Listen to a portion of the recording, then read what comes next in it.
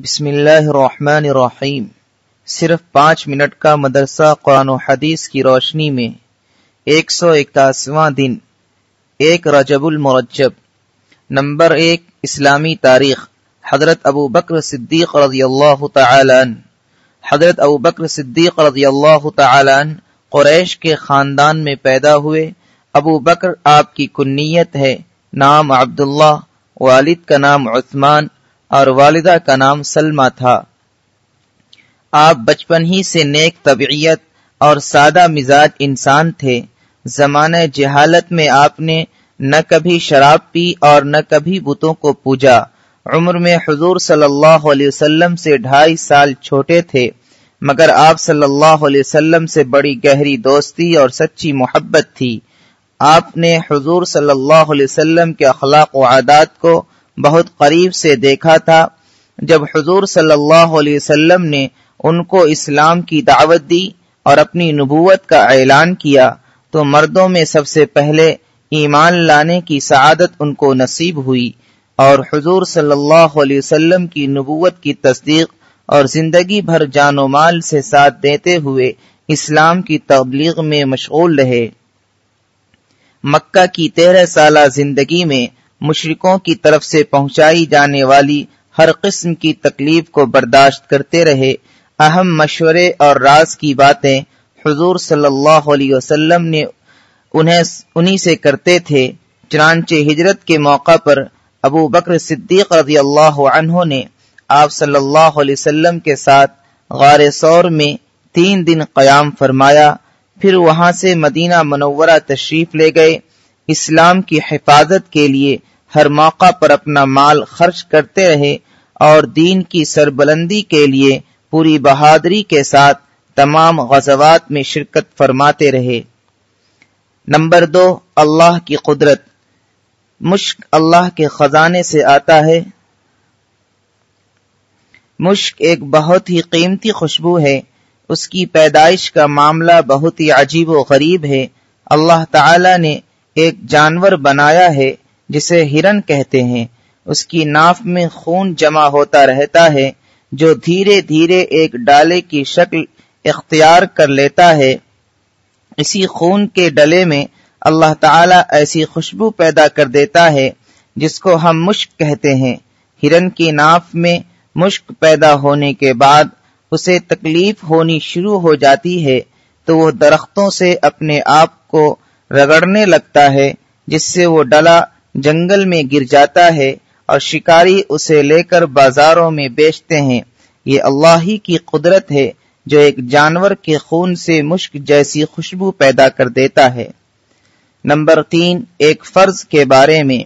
اسلام کی بنیاد۔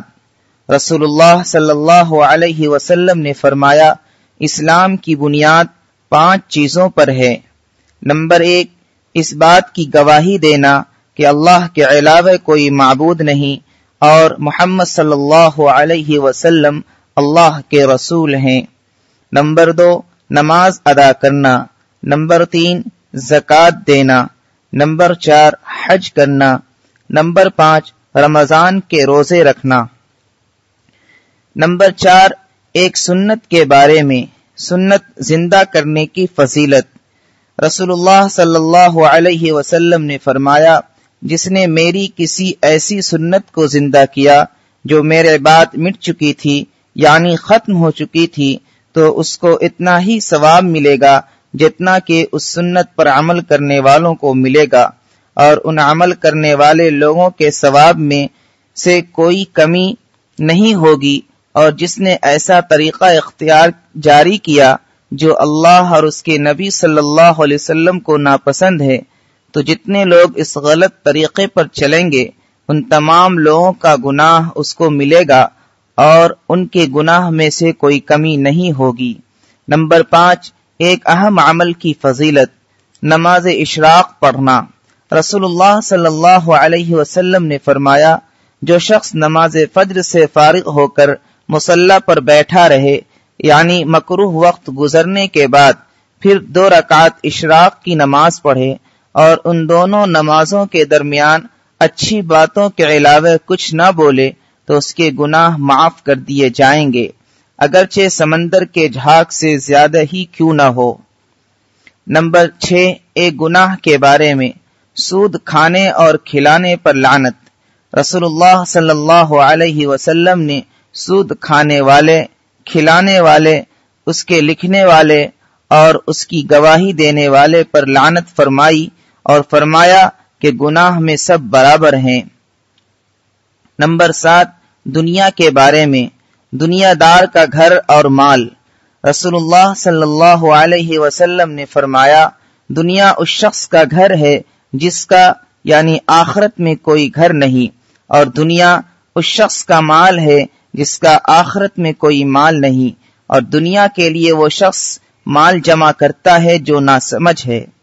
نمبر 8، آخرت کے بارے میں جنت کے زیورات۔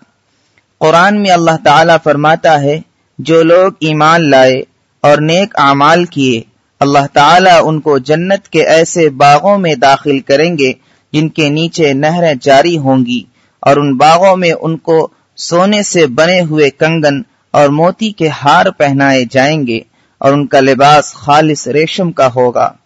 نمبر 9، طب نبوی سے علاج۔ علاج تقدیر کے خلاف نہیں۔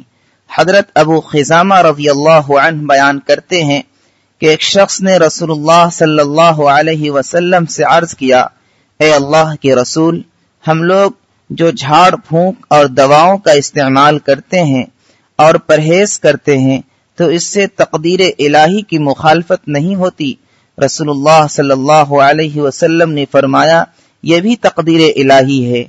فائدہ، جس طرح مرض اللہ کی طرف سے ہوتا ہے، اسی طرح مرض سے بچنے کی تدبیریں بھی اللہ ہی کی طرف سے وارد ہوئی ہیں، لہذا ان تدبیروں کو اختیار کرنا تقدیر کے خلاف نہیں ہے۔ نمبر 10، قرآن کی نصیحت۔ قرآن میں اللہ تعالیٰ فرماتا ہے، اے انسانوں، تمہارے پاس تمہارے رب کی طرف سے ایک ایسا قرآن آ چکا ہے جو برے کاموں سے رکنے کے لیے نصیحت ہے اور دلوں کی بیماریوں کے لیے شفا ہے اور ایمان والوں کے لیے ہدایت و رحمت ہے۔